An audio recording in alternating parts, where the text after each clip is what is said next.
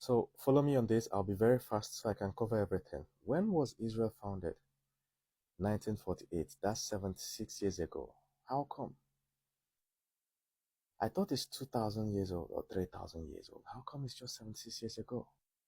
What of the Israel in the Bible? So let's check the Bible. This is the book of 2 Kings, chapter 3, verse 9. Okay, it says, so the king of Israel, 1, set out with the king of Judah, 2, and the king of Edom, 3, after a roundabout march of 7 days, and you just read more. So within this place we call Israel now, it mentioned at least 3 kingdoms. So who are these Judah people? In the Bible, it says that the Israelites people are the descendants of Jacob, right? What of Judah? Judah are people from the tribe of Judah, right? Where Jesus supposedly came from. But these are the people called Jews. Judah, Jews. The Jew comes from the Hebrew word Yahudi or Yehudi, which is related to the ancient Israelite kingdom of Judah. Wait, they said Hebrew word. So where did this language come from? Okay, hold on, just watch. Hebrew language originated from the Canaanite language group and has been in use since at least 10th century BC. Okay, this is 1,000 years before Christ. Okay, 10th century.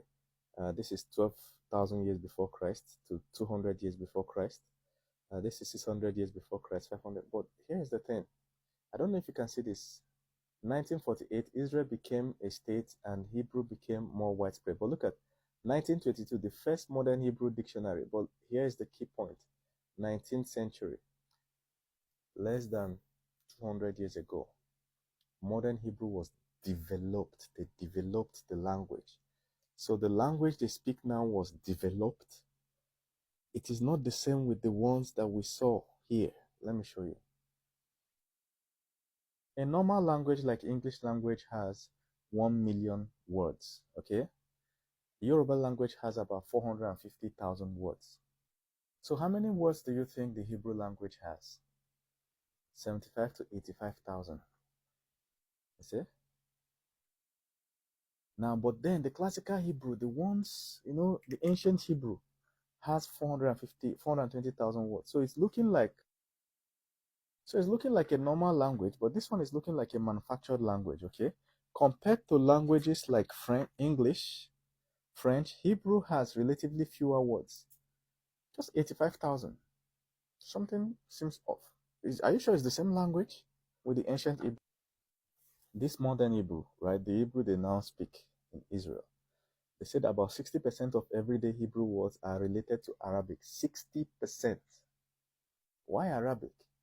Which is similar to the relationship between English and German. Some estimates of the number of words in modern Hebrew that are of Arabic origin include 600 words, 10% of the slangs. Okay, early Jewish migrants and their later immigrants and the Arab lands, from the Arab lands introduced many Arabic loanwords. Okay, looks normal until you see.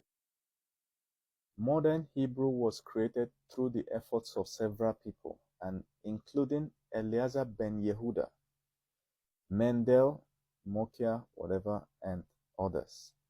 Now let's look at this Eliezer ben Yehuda guy. Eliezer ben Yehuda, a Lithuanian Jewish man who is known as the father of modern Hebrew.